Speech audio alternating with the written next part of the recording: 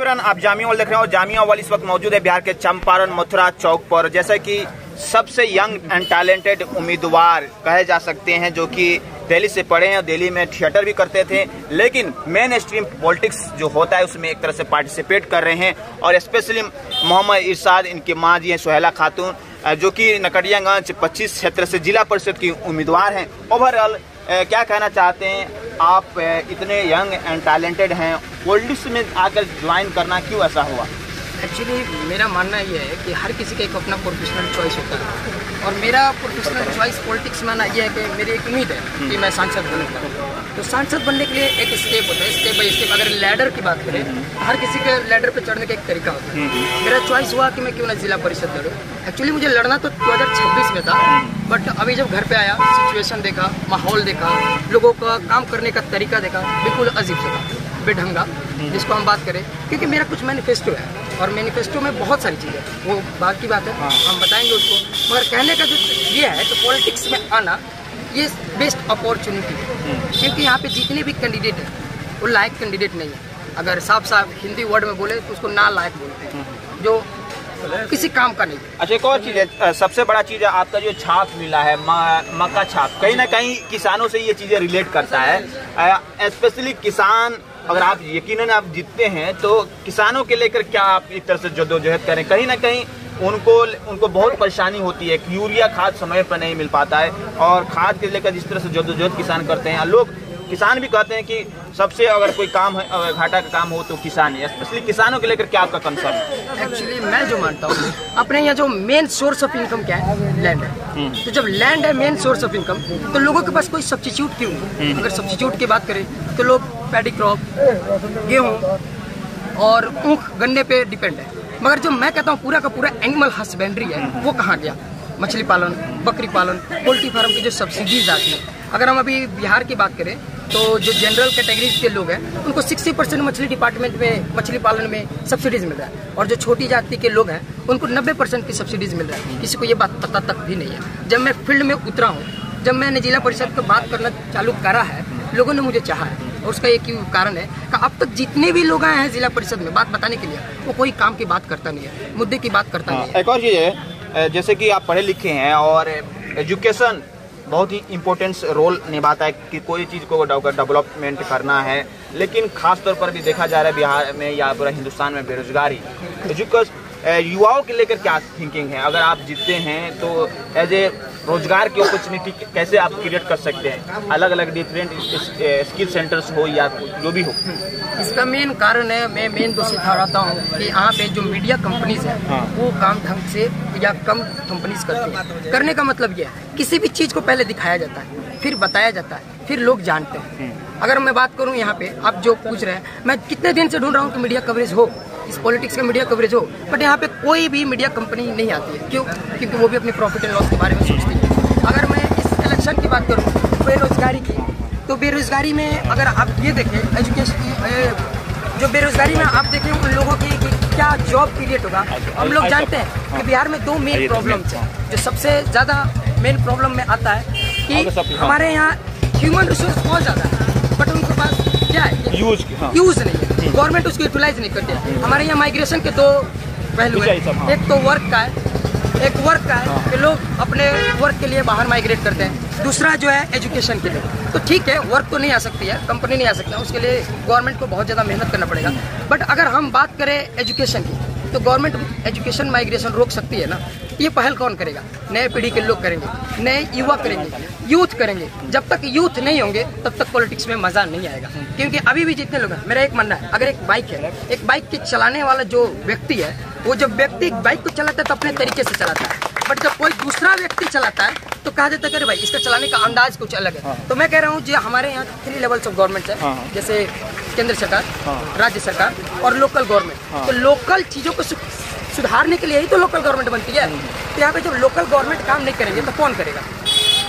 Overall जैसे कि आप तमाम एक तरह से पूरी तरह से एजुकेशन और जॉब क्रिएशन के बारे में बात कर रहे हैं, और जैसे कि तमाम चीज़ें सरकार कितना रिस्पॉन्सिबल हो सकती है, लेकिन एक और चीज़ है, क्या ओवरऑल रिएक्शन आ रहा है? कितने कम उम्र का आप हैं और ओवरऑल पॉलिटिक्स का बखूबी ज़मीनी स्तर की आप बातें कर रहे हैं, क्या रिएक्शन आ रहा है, क्या सपोर्ट आपके पीछे ये जो भी नौजवान है, पूरा एक तरह से नौजवान है जो कि कहीं ना कहीं एक तरह से आपको सपोर्ट कर रहे हैं? अब तक देखा जाए इस पॉलिटिक्स में, जिला परिषद में, पंचायती राज में सबसे यंगेस्ट कैंडिडेट हूँ अपने क्षेत्र का, और लोग बहुत ज़्यादा चाह रहे हैं, कह रहे हैं कि मतलब एक ऐसा बंदा आया, एक ऐसा व्यक्ति आया तो सब कुछ बदलना चाह रहे हैं। लोग मौका देने के लिए उतावले हैं। जहाँ अब मैंने बहुत कम समय में बहुत ज़्यादा एडवर्टीजमेंट नहीं करा है। एडवर्टीजमेंट करने का कारण है कि यूथ चाह रही है, यूथ डिमांड कर रही है। जो बूढ़े ख्यालात के लोग हैं, पीढ़ी दर पीढ़ी यही चीज़ें चलती आ रही है और पीढ़ी उसको सुधारनी चाहिए। पूरे यूथ इस समय मेरे साथ है और वे एक ही नारा दे रहे हैं, हम करके रहेंगे बदलाव, युवा हमारे साथ है।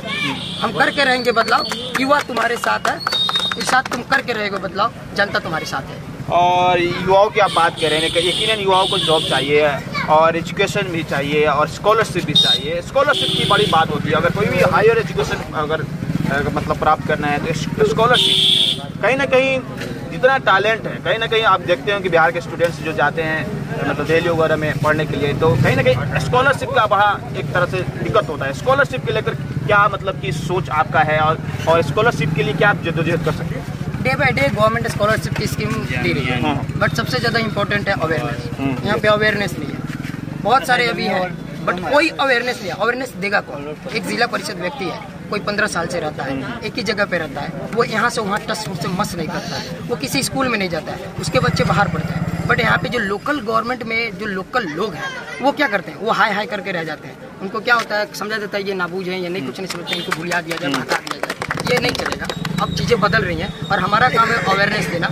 मैं जिस तरीके से ऑर्गेनाइज, जैसे कहते हैं ना कि किसी बिजनेस में आप चीज़ें करते हैं, पहले प्लानिंग करते हैं, फिर ऑर्गेनाइज करते हैं, फिर स्टाफिंग करते हैं, डायरेक्टिंग करते हैं, फिर कंट्रोलिंग करते हैं। तो हमारा पहला चीज़ है प्लानिंग। सबसे कम समय में अगर मेरी एडवर्टीजमेंट हुई है, इसका कारण है प्लानिंग। तो मैं कह रहा हूँ सबसे कम समय में अगर मैं चीज़ों को बदल दूंगा, उसका मेन रीज़न होगा प्लानिंग। अच्छा गौरी, वुमेन सेफ्टी, आइए बढ़ते हैं। वुमेन सेफ्टी को लेकर क्या सोचे? वुमेन जैसे कि महिलाओं के साथ वर्क प्लेस पर हो या चलती हुए रास्ते में जिस तरह से छेड़छाड़ हो जाते हैं, वुमेन सेफ्टी के लेकर अवेयरनेस खुद आप कैंडिडेट हैं और कितना इंश्योर करेंगे कि वुमेन सेफ्टी हो? बहुत ही एक तरह से अगर वुमेन एम्पावरमेंट करना है तो वुमेन सेफ्टी इज लाजमी है।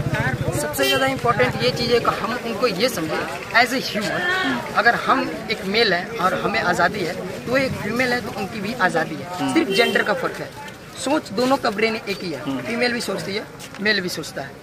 बट हम क्या समझते हैं कि वो इनसिक्योर है। इनसिक्योरिटी किस वजह से? हम उसको घूर के देखते ही क्यों? हम नहीं देखे ना। जब हम देखेंगे नहीं तो फिर उसे इनसिक्योर फील कैसे होगा? और जो बंदा इनसिक्योर फील नहीं करेगा तो चीज़ें तो बदलेंगी।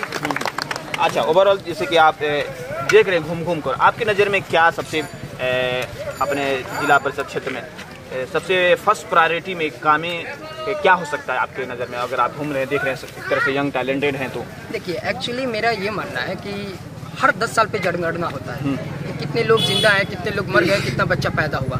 तो पुलों की भी तो गणना होनी चाहिए, कितनी पुल जिंदा है, कितनी पुलें मर गई। हम बाढ़ प्रभावित इलाके में हैं और बाढ़ प्रभावित इलाके में हम पुल की बात ना करें, फिर किस चीज़ की बात करेंगे? हम कह रहे हैं कि हमारे यहाँ जो लोग 2 रुपया इनकम जनरेट करते हैं, गाय भैंस से करते हैं, दूध बेच के पैसा आता है, उसे तरकारी किनाता है। तो एक बात बताइए, ह्यूमन्स के हॉस्पिटल हर जगह हैं। हमारे 5 पंचायत में एक भी एनिमल हॉस्पिटल नहीं है। उसका रिस्पॉन्सिबिलिटी किसका है? जिला परिषद का है। जिला परिषद ने तो ये बातें अभी तक बताई नहीं है लोगों को। तो बस ये कह रहे हैं कि सबसे पहले चीज़ अवेयरनेस। आप अवेयरनेस दोगे, लोग अपने आप से खुद से डिसीजन ले लेंगे, हमें किसको बनाना है, किसको जिताना है, किसको क्या करना है। अच्छा, कुछ लोग चाहकर पॉलिटिशियन अवेयरनेस क्रिएट जो कुछ लोग करते हैं उनके बाधा करते हैं, अवेयरनेस ना हो जाए। कुछ पॉलिटिशियन ऐसे चाहते हैं जो कि धर्मवाद फैलाते हैं, सांप्रदायिकता फैलाते हैं। ऐसे पॉलिटिशियंस को आप क्या कहेंगे? ऐसे लोगों को क्या कहेंगे? हम ऐसे लोगों को लुटेरा कहते हैं। लुटेरा क्या करते हैं? लुटेरा क्या करते हैं? लूटने के लिए लोग को बहकाना पड़ता है। अगर आप किसी चीज़ को लूटना चाहते हैं, आप सच्चाई बता दीजिएगा तो लोग आपसे सवाल करेंगे, आपसे जवाब मांगेंगे। आपके पास सवाल है ही नहीं, जवाब है नहीं, दीजिएगा क्या? कुछ नहीं। यही चीज़ है। तो एक लास्ट अपील, क्या आपने मतलब कि अपने क्षेत्र से लोगों से क्या अपील करना चाहेंगे? जो स्पेशली देखा जाता है चुनाव में माहौल एक तरह से बिगाड़ने के लिए और बनाने के लिए अपने पक्ष में सब कुछ दल बल खाना पीना सब चलता है, तो उसको कैसे आप मतलब अपील करना चाहेंगे जनता से? बस मेरा एक ही मानना है कि जो व्यक्ति 15 साल में अपना दिमाग का इस्तेमाल नहीं कर सकता, वो 20 साल में कैसे करेगा? उसका दिमाग बदल कर बच्चा का दिमाग नहीं हो सकता है ना। वो बूढ़ा है तो सच में बूढ़ा है, यही वजह है, और वो बूढ़ा रहेगा। अगर हम बात करें जनरेशन की, 2000 के बाद से जिस तरीके से चीज़ें बदली हैं, 2000 से पहले नहीं बदली थी। जितने मतलब 2000 के बाद से जिस तरीके से टेक्नोलॉजी में चेंजमेंट आ रहा है, वो उससे पहले नहीं थी। तो जो मैं कह रहा हूँ, जब यूथ, मेरे फादर जो है बहुत अच्छा इनकम जनरेट करते हैं, मगर उनको फ़ोन यूज़ करना नहीं आता है। तो क्यों? उनके पास तो फ़ोन भी है, अच्छा फ़ोन है, फिर यूज़ करना क्यों नहीं आता है? क्योंकि जनरेशन का फ़र्क पड़ता है, उसका इफेक्ट पड़ता है। अब जब किसी चीज़ का इफेक्ट पड़ता है तो उसका साइड इफेक्ट भी होता है। तो वो एक तरीके से उनका समझिए कि उनका ड्रॉबैक है। और इस समय के इस जनरेशन की अगर बात करें तो इस जनरेशन का ही आदमी कुछ कर सकता है। ठीक है ना? आप सहयोग दीजिए। हमारी सारी जनता से अपील है कि आप लोग हमें सहयोग दें और फिर हम परिवर्तन करके दिखाएंगे। बहुत बहुत शुक्रिया। तो ये थे हमारे साथ यंग एंड टैलेंटेड, जो कि अभी मात्र 21 वर्ष उम्र है, और इनकी मां जो कि सलैया खातून है, जो कि एक तरह से उम्मीदवार है जिला परिषद 25 से नकटियागंज।